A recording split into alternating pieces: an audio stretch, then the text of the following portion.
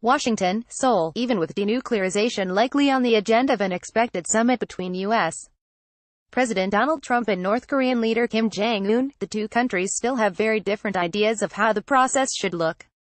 The North Koreans confirmed through back-channel communications with the Americans that Kim is willing to discuss denuclearization, U.S. officials said Sunday.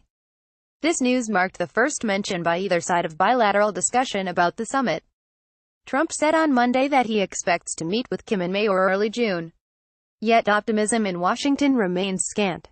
Foreign policy hawk John Bolton, a former American ambassador to the United Nations, started as Trump's new national security advisor on Monday.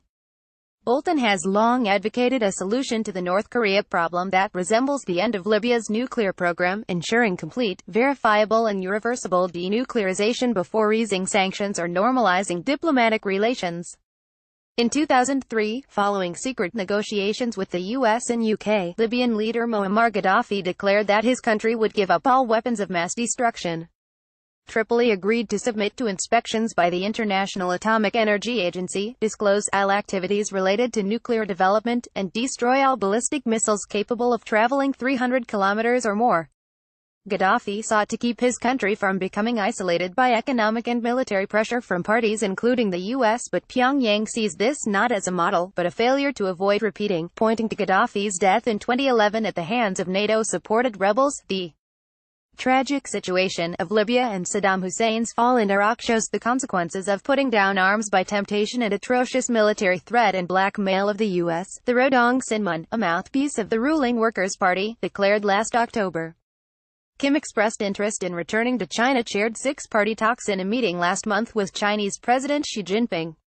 The talks, which also involved the U.S., Russia, Japan and South Korea, were launched in 2003 to persuade Pyongyang to abandon its nuclear program, but stalled after the last round in 2008. Many analysts see the North's sudden interest in returning to the framework as an effort to head off a U.S.-led Libya-style approach by bringing in Beijing, improving prospects for a more gradual denuclearization. At any rate, denuclearization will likely prove more complicated in North Korea, which has nearly completed its nuclear weapons development, than in a Libya that was only in the early stages of testing. Some in the South Korean government are beginning to argue that the process will need to be gradual and include easing economic sanctions. Seoul hopes to secure a joint statement on denuclearization when President Moon Jae-in meets with Kim on April 27. The few other examples of countries that have given up nuclear arms include Ukraine, which inherited an arsenal from the Soviet Union after the communist superpower fell. The country signed agreements with global powers including the US and Russia under which it would hand over its weapons to Moscow in return for security assurances and economic support.